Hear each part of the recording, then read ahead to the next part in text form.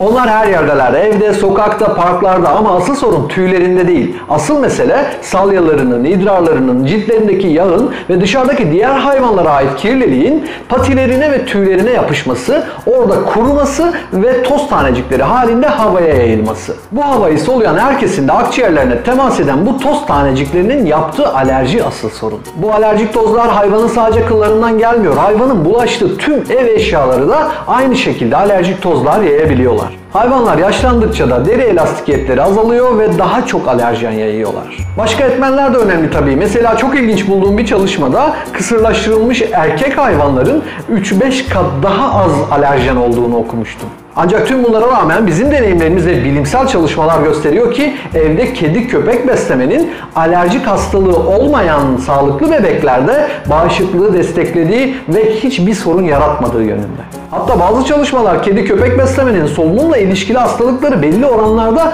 azalttığını bile gösteriyor.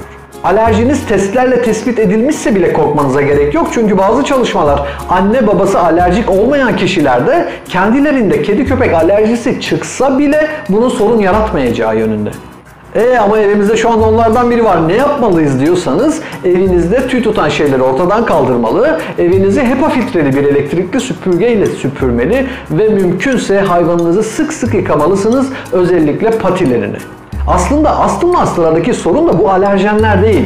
Kedi köpek tüylerinin solunum yoluna çekilmesi ve bunların yarattığı riskleri önemsiyoruz biz. Bu da ihmal edilebilir bir risk bana kalırsa. Kendinize ve kedinize iyi bakın, beni de takipte kalın.